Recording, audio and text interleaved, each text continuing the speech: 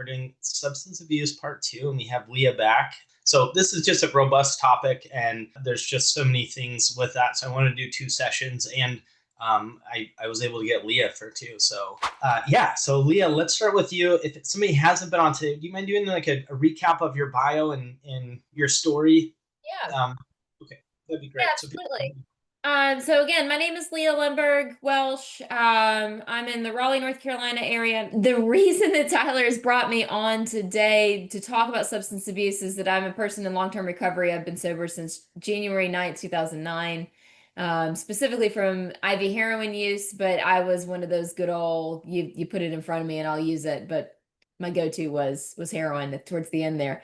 I got sober when I was very young. I got sober at 18 and haven't had a drink or drug since that time, and am extremely grateful for it. So I went through a long-term treatment program. I grew up in an alcoholic home and started using drugs at a very young age. I started using when I was about 12, 11.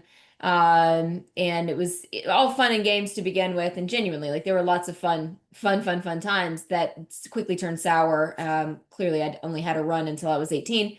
And after getting sober in a long-term treatment center that I spent a year in, that we spent a lot of time talking about the last go around, my experience with that, pros and cons.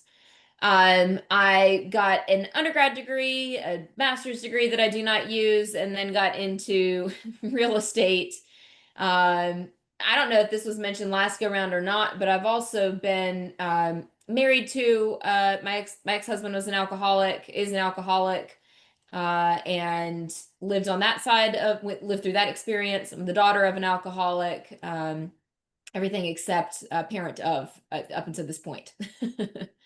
And for my real estate career as well, I served as I joined onto a team and was a buyer's agent, then a listing agent, and then director of sales for a big team in Georgia, and transitioned into full-time coaching while doing director of sales, hired that role out, and have been, yeah, full-time coaching since 2019. you've done some big numbers, and you did some like significant stuff with your.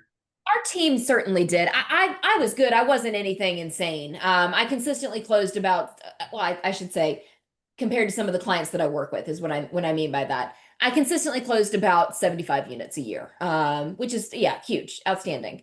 And some of the clients that I work with are just wild, right? And so I compare myself to them nowadays, and I'm like, dang, how do you do what you do? It's incredible. I love the folks that I work with.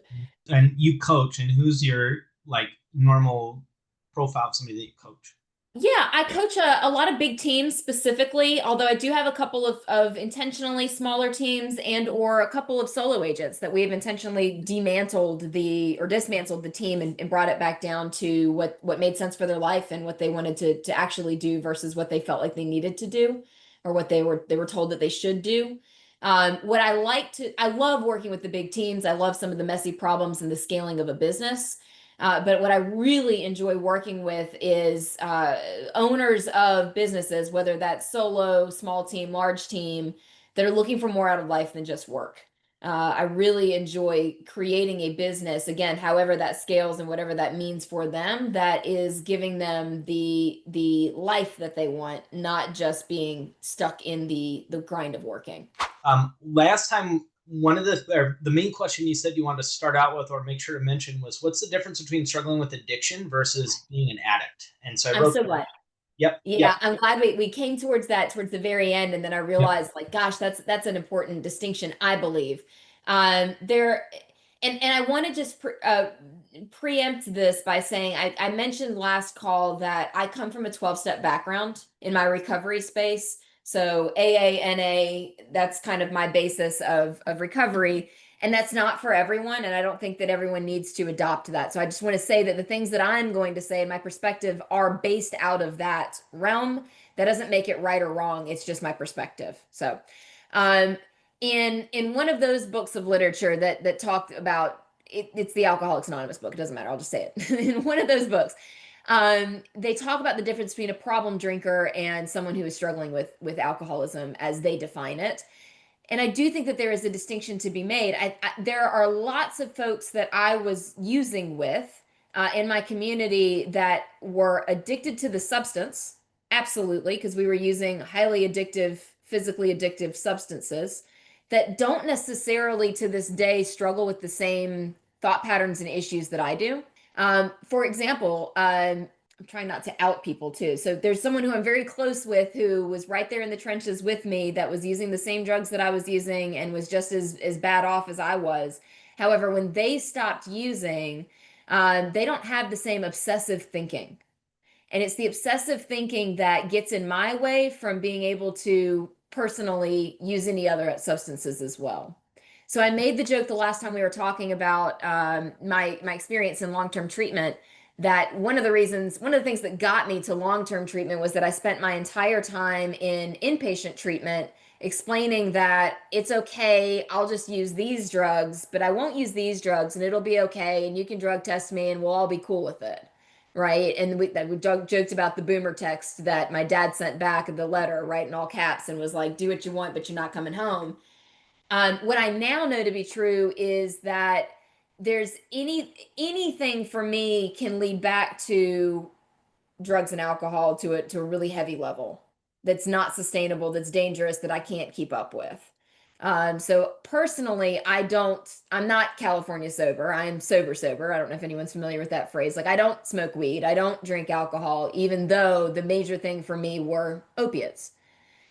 Because once I have one, I will obsess about when I can get the next one.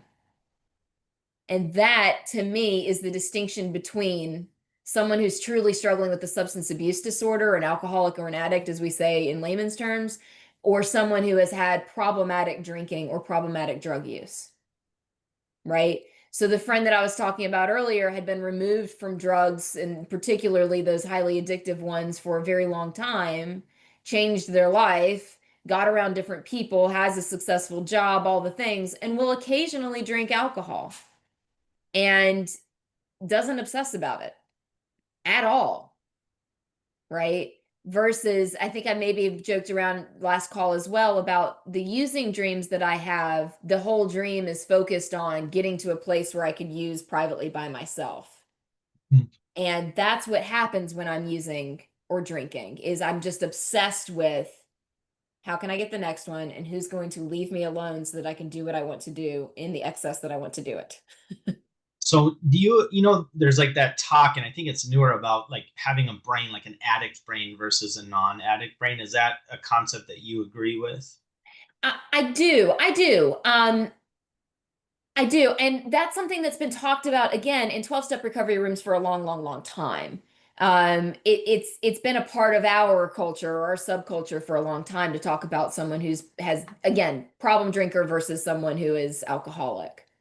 Um, it's that some of the phrases we use like one's too many and a thousand's never enough, right? It's that rings true for me. One is too many because it sets me off on the races and then I'm never satisfied. Is there and is there like is it just substances, or are there things, and we didn't determine questions ahead of time because we both like it to be Yeah. in the moment and not like scripted, right? I mean, that's our community, is like just be real, right?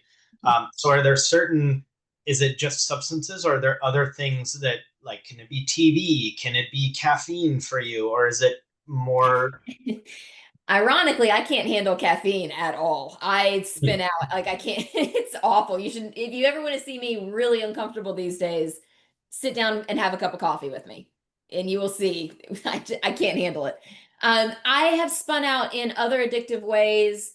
I know that I teeter on, I have in the past struggled with addictive shopping where Mhm. I just want that dopamine hit. And if I can just do it. And I have the same guilt around the shopping as well when I act in that. So it'll be like this big anxious buildup of throwing a bunch of stuff in a cart and then just being like, I just push the button and just be done with it.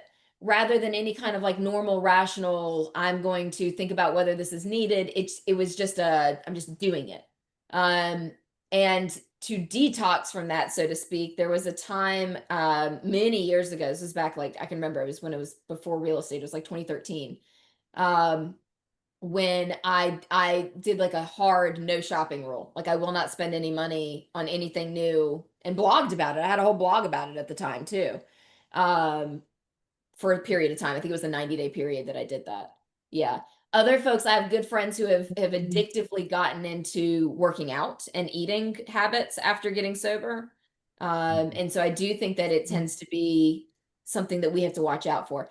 Generally speaking, my husband likes to pick on me about just how impulsive I am in general. So I am very quick. We have an ongoing joke on the house where he will just say, measure twice, cut once, because I don't do that. If I have an idea of like, oh, I'm going to go do this house project, I just go and screw things up really quickly. How so impulsivity or just going? Obviously, that's not been good in some areas. How has it been a benefit to be more impulsive in the entrepreneur world? The other joke in our house is the phrase confidently wrong. I have a tendency to state things as fact, with my husband in particular. I don't do this with clients. I should say this. I'm way more cautious with clients, but with my husband, he'll say like, did you know that the sky is blue? And I'll be like, actually, no, it's green. And I'll just say it full chest, right? It is true. And then he'll Google it, and then I'll try backtracking. So I do think the positive aspect of it is that I will go for things. When I have the momentum, I don't overanalyze, and I'll go. And that has paid off in a lot of ways. It paid off with jumping from a salaried job that was going nowhere to getting into real estate. It paid off with going from real estate where I was doing great and had a positive reputation and good money flow to jumping into coaching, right? Like it has paid off. However, I do think that a lot of times our biggest strengths are also our biggest weaknesses. And it is absolutely the thing that bites me in the ass more than anything else, too. Well, and that's because a lot of times, I mean, with ADHD and I mean, it's hard to say like, oh, my brain's like not good, right? And so that's why it's always good to look at like the stuff that get, like you said, our biggest strength is our biggest weakness. Like, what are the things, and this could be whether you struggle with substance abuse or addiction or not, is like the things about your ADHD or about your brain that are not helpful that get you in sticky situations, and what could be the other side to that, the other side of the coin. Because Leah, I mean, what you've done is you've been able to pull that back. I mean, you've been sober since 18, like fully sober. And then look what you've done entrepreneurial wise with the way your brain is wired. So is wired for addiction. And you've figured out a way to stop that and to put boundaries around that and then utilize it in a positive way versus I have this wounded, broken brain and this is, I'll have it forever. Like that's, if you had that story in your head all the time, you wouldn't be here, would you? I mean, No, like absolutely. you wouldn't be an entrepreneur. You wouldn't be where you're at. Right. No, 100%. Yeah, Yeah. absolutely. And I love what you're essentially what you're saying is like I've taken it and funneled it into the areas that works the best. And it can still get out of the cage. And that's when my husband finds me like putting spray foam insulation into places that it shouldn't go, but it'll work out just fine and that kind of Right. thing. Right. Right. But those are way less consequential, at least in my opinion. Again, we may need to bring him in to interview him as well and get his take on things, but it's way less consequential than I'm going to steal this veterinary medicine at the vet's office that I work at and just see what happens, right? Like that's awful in so many ways. And that's far from my brain these days. Yeah. Right. Right. And it's interesting because I did a little digging. I mean, because I'm not in the recovery community, right? That's why I wanted you to do this with me because I don't want to Yeah. speak to something I don't experience. So again, thank you for being here because I don't want to misspeak about anything. Sure. But I do like to nerd out about stuff, right? So I was looking at like what is the difference between like an addict brain versus a non-addict brain, right? Mhm. And so and it's interesting. It's really like there's so much related to dopamine. There's so much Mhm. related to dopamine, and like with a non-addict brain, the dopamine's released in response to like natural rewards, whereas like an addict brain, the dopamine gets like flooded Mhm. and like operates in a different way. Which dopamine is the feel good, go do this, take action chemical. And so if the brain is flooded with that, I mean that's how motivation works in the brain, right? There's a surplus of dopamine that goes to the frontal lobe, and when there's a surplus to a certain extent, then the brain says, "Hey, keep doing this thing, and I'll give you more." And that's why we can have executive function issues with ADHD because our dopamine's not regulated the same way. And so I could just kind of looking at this and thinking it from that lens. Imagine if your brain is more wired to flood dopamine for substances, and it says, "Hey, do this, and I'll give you more." Like to override that, from someone who doesn't experience that, reading about that, the strength anyone has to be sober is just insane to me. Like I feel a little teary eyed. That is insane. If you have even deterred yourself from doing that, the amount of mental toughness and emotional awareness is just, I'm just in awe. Like, that's ridiculous. You're overriding a chemical response. It's crazy. I appreciate that. And I will say, I think that it's a twofold thing. Um, and then remind me about serenity and peace, because this also feeds Okay. into it too. Okay. Um, what happens when you first get sober is that you are literally having to rewire your brain for what the dopamine receptors are willing to pay attention to and not, right? And you have to give yourself time away from the substances for it to rewire. And we know that rewiring a brain takes a while. And so for the first long time, for the first several years, it is what you're describing of like, wow, what a test of like a feat to get through and to allow yourself that time away from the feel good, right? Because anything that would have traditionally felt good feels less good for a while, feels duller, But right? your dopamine receptors have to heal, right? Yes, they Especially with absolutely do. heroin. My best friend going through that. Yeah, Even brushing her hair hurt for like 6 months because it's the pain. yeah, Like heroin was her thing as well, and she's fully recovered. But yeah, brushing her hair for 6 months hurt yeah. because the pain receptors were so. it it's weird. It's really weird. Some of the stories that I could tell you about those early days too. For a long time, I had to walk around with one eye closed because like my eyesight was screwed up from my eyes being pinned for so long too. Like there's a lot of weird physical stuff that goes on. What happens in longer term recovery is that I believe that my dopamine receptors have healed themselves for the most part. I mean, I still do believe that I have the isms that allow me to want to go to the easy release button, but I have carved way deeper receptors for we don't do that anymore, right? What becomes a bigger challenge in long-term recovery is not allowing myself to get into a weird mental place where suddenly the option, it seems like an option again to go for the easy button, right? Because for the last 16 years, that has not seemed like the logical option. And again, going back to the difference between a problem drinker and an alcoholic is if I'm not intentional about the way that I'm living and my mental well-being and my spiritual health and all of that, my emotional well-being, then using drugs will become an option again, despite all the negative evidence against it. It won't matter, it'll become the option. And so at this point, I'm not having to combat poor dopamine receptors. It's more, am I on the emotional balance beam to make sure that the negative option does not become an option again? And what would be some of the things that would put you in that position? What would have to happen? Um, Generally poor decisions, I guess is like, uh, so anything from like the last relationship my ex-husband and I had a horribly toxic relationship. And thankfully, and I'm not sure why, but thankfully it didn't seem like a good idea to pick up a drug. It did seem like a good idea to pick up nicotine again, which is it's a drug. And so I'd quit smoking about a year into sobriety. I was a smoker as well. And I picked up vaping went during that rough period and divorce, right?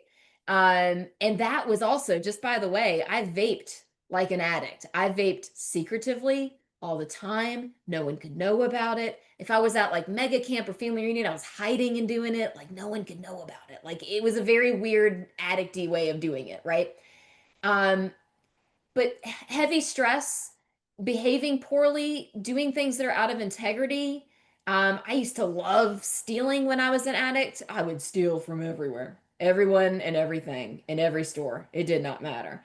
And so, like, if I felt like stealing again was a good idea, that would be putting me on the wrong path.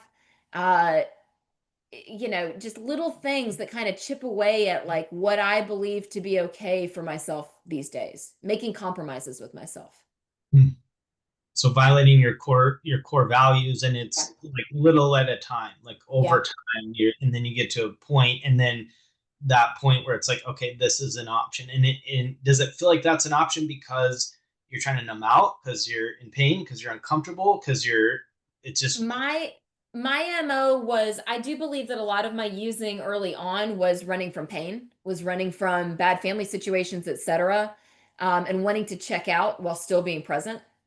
And so I think that that's a big trigger for me. A lot of folks too, I'm talking about negative stuff. A lot of folks find positive stuff to be a trigger as well, right? And so there's everything's going great. Surely I can drink again. Surely I can have a glass of champagne with the coworkers over this big positive thing. So just paying attention to genuinely, like, where are my thoughts? Where's my brain? What is it telling me? And is this violating my code of ethics? Um, Right? Which this then the peace and serenity thing that I mentioned. Um, Again, going back to some of the texts that we read in the 12-step rooms, there's this one set. If you ever go into any AA meeting, basically anywhere in the country at the very least, probably in the world, there are certain sets of readings that are done to kind of kick the meeting off. And one of them is there's a set of promises that come with each of the 12 steps that you do. So if you do this, you will get this. Okay. And one of the sets of promises that's read in almost every meeting that I've ever been in are the ninth step promises, which is after you're making amends to people that you've harmed. And it's truly a beautiful chunk of reading, and I could probably recite it from memory. But one of the pieces of it is we comprehend the word serenity and we know peace. We comprehend the word serenity and we know peace. And for the longest time, right, the place that I went for long-term treatment, we were driven to 2 meetings a day every single day, except for Sundays. We had one meeting. And so for every single day, 2 meetings a day, I heard this read for a year plus. Okay.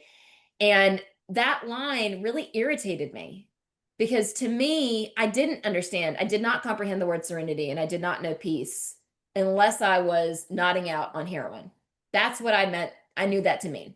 And so one of my sponsors early on worked with me heavily with redefining what some of this stuff meant to me. Fun meant something entirely different to me back then, right?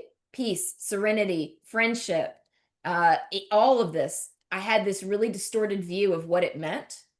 And so when you were mentioning earlier, like if I had a victim mindset about my brain and the chemistry that my brain has and all of that, I had to redefine what these words meant, how I interpreted them, and how I appreciate my own set of circumstances. And in doing that, I feel way more empowered because I actually do have a way more reasonable definition of what peace and serenity means. It's not this like overblown, way too much dopamine, so much so that my brain shuts off definition. I don't know if that makes sense. Totally. I mean, yeah, because that's your point of reference, right? I mean, it's interesting how one word can mean something so different to all of us, right? The word fun, what that, or peace, or anything. And so I can totally imagine that when you get sober and you reset your dopamine receptors, and then you also are aware that you're predisposed, you find peace and happiness in things that you wouldn't normally because I just know that with ADHD too, right? If we're on our phones a bunch, right? It's like Yeah. this dopamine producing machine, and we're used to just constant stimulation. It can affect how we like receive dopamine, right? If we can, it's a chemical. We can get a little bit of a tolerance to it, where something less fun might not create as much dopamine. We might not want to do it. Whereas if you take a break from your phone for a day or half a day, not that I think phones are bad, but you take Sure. a break from your phone, then you're not gonna. You might be able to sit down and read a book a little bit more, quietly, or sit still because you're not used to this like stimulation. It Yeah. takes more and more to get dopamine. So that must have been a really interesting thing to like feel peace in a whole different way. And I'm really grateful that I have that now. And it again, when I feel less peaceful or serene, and it's not to say that I have that all day every day. I'm not walking around just tiptoeing through the tulips. Trust me, that's not the case. But when I can feel like I'm way off and I can't seem to find my center or even like look at it from afar and be like, okay, it's there, we can work our way back to it. That's another one of those indicators that like, okay, something's off and you got to check yourself because you're not on the emotional balance beam or anywhere close to it. So, and when we're talking about dopamine, and I want to show this chart, I fed a bunch of like different articles and medical studies into ChatGPT, and I had it make this chart that I want to show you of all the different types of addictions.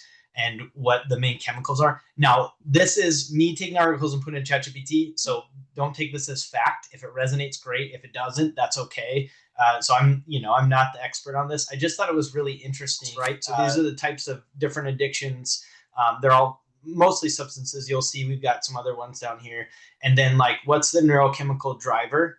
Mm-hmm. Right. And then it added this, like the trauma attachment. Again, this is not absolute. This doesn't mean like, everybody can be wrong. Don't anybody, like a speaker, a presenter, a trainer, like even if they close 100,000 houses or whatever. I just want to throw that out there. Just all of us can be wrong. So if some of this doesn't resonate, throw it out. Right. And then executive function. But it was interesting to see how many were dopamine, right? Alcohol, nicotine, cannabis. So the neurochemical you'll see, and with ADHD, our dopamine is regulated differently, right? And we can have too much or not enough, especially when it's like not a, in cup, if it's not interesting, new, challenging, urgent, or passion, right? If it's not interesting, new, challenging, urgent, or passion, we're probably not going to get as much dopamine. And so we're kind of starving for dopamine. And so it makes sense that we're at least 2 to 3 times more likely to have substance stuff. So you could see like with alcohol, there's dopamine, the GABA, nicotine, cannabis, stimulants, which by the way, I read another study. I had this question before. Do ADHD stimulant medications create addiction? And it actually, in a lot of the articles I read that are newer, I can actually decrease. I need to look. I don't want to tell you the wrong percentage, but it can actually decrease the risk of using substances because it actually helps. If it's by a doctor and prescribed and used appropriately, it actually helps fulfill this like hunger for dopamine, which can prevent you from going to other substances and having the right dose. But you can see almost everything is playing on the dopamine, almost everything, right? Except for hallucinogens or more serotonin, which we can also have dysregulation with serotonin as well. But caffeine and a lot of different things can be addictions. I remember when I worked in an inpatient mental health facility, and we worked with a lot of people who had like a dual diagnosis. So they had multiple mental health diagnosis as well as substance abuse as well. And so they might have bipolar and major depressive disorder, and had alcoholism, right, or something like that. And it was really interesting to see the different types, and especially with the ADHD prevalence looking back. And sugar was one. We had someone who had a sugar addiction. I mean, literally an addiction. And it's really interesting to see what that can look like. But again, you can see with the dopamine, right? On so many things, prescription drugs, gambling, love and relationships. This can be a big one for ADHD as well, because we can have that rejection sensitivity dysphoria. We can feel rejected. I mean, there's a lot of factors into a lot of this stuff. And so internet screen, dopamine, right? And food and eating is something because we also might stim or use that for sensory stuff. And now there's a crossover between addiction and non-addiction, right? You might be using it to stim, but you're not addicted. And I think, Leah, you talked about in a really great way. It's like, what is the difference between like that obsessive thinking, right? That's what you said, between like addictive behaviors and addiction. Is that right? Yeah, that is. I just thought of another line in the books too that talks about that those who are problem drinkers or problem internet scrollers or whatever it may be, when faced with a good enough reason to stop, they have the ability to do so. And when I'm faced with a good enough reason to stop, I continue to come up with ways to try it again and have it work. That's the difference. Yeah. So that's really good, because I think some people who haven't experienced or might be on the line, it's like, oh my gosh, am I addicted to food? And I think and I'm going to take your word for it, right? Because so it's like, if there's a good reason, can you stop? And if you still can't, that's the key. Is that right? Mm-hmm. Yep. Yep. Okay. And I've had people in my life that had a food addiction. It's something I watched a lot in my life. And it's a really interesting thing, because you see someone who will eat food and like it makes them happy. But when you see someone from my perspective, who had a food addiction, would eat, all of a sudden everything was better, everything was good, they loved you, everything was great, and it was like something, and it was almost like they were gone. Yeah. And so I witnessed that. It's really really interesting.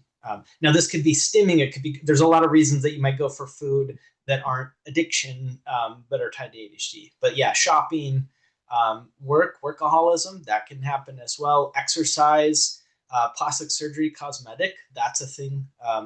Risk, thrill seeking, you'll see again, dopamine, adrenaline, self harm, tattoo, body modification. These are some newer ones that they're actually seeing. Spiritual bypassing. This is an interesting one. And I witnessed a really good friend of mine combine this with heroin, and that was very extreme, right? If you've got some kind of spiritual, metaphysical combined with drugs, and those are all tied together, that was a really interesting thing. And I've seen a full recovery from that as well. Yeah, so there are a lot of different types. These are just some, but I couldn't believe when I said like how many were dopamine and how that's like our key thing with ADHD. So it would make sense, right? Why we might go to some of this here. So I wanted to just a couple stats on ADHD and substance. Okay, here it was. So they did 15 long-term studies. This was what I was talking about with the meds being habit forming or addicting with stimulants for ADHD, because this is a big fear. So they did 15 long-term studies with more than 2,500 children with ADHD from childhood to adolescence and young adulthood, and they found that medication didn't increase or reduce the risk of substance abuse. So they couldn't find really a correlation. And then they did a little bit more recent study with 150,000 young people with ADHD. So they did a way bigger scale. And they found that those who took medication were 7.3 less likely to develop a substance abuse disorder than their peers with ADHD who didn't take medication. So there's this big myth when they had the Ritalin thing, the Ritalin scare when like 30 years ago, that it was like this terrible thing. And what they're finding is that what they're saying is that treating ADHD effectively actually protects against substance abuse. So 7.3% less likely to have a substance use disorder. And then also just throwing in the study from Dr. Russell Barkley. He looked at, it was like over 20 different studies that kids who have stimulants, who have ADHD before the age of 18, are actually less likely to need them as adults.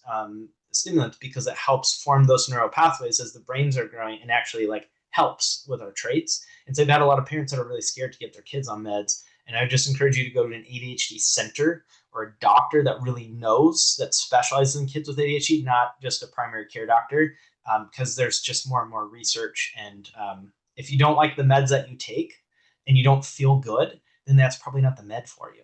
It's not that, oh, we take Adderall, we take Ritalin, and then it doesn't work, or I felt anxious, so I just don't do well with meds. Like, unless there's a medical reason, you might try different ones with different manufacturers and stuff.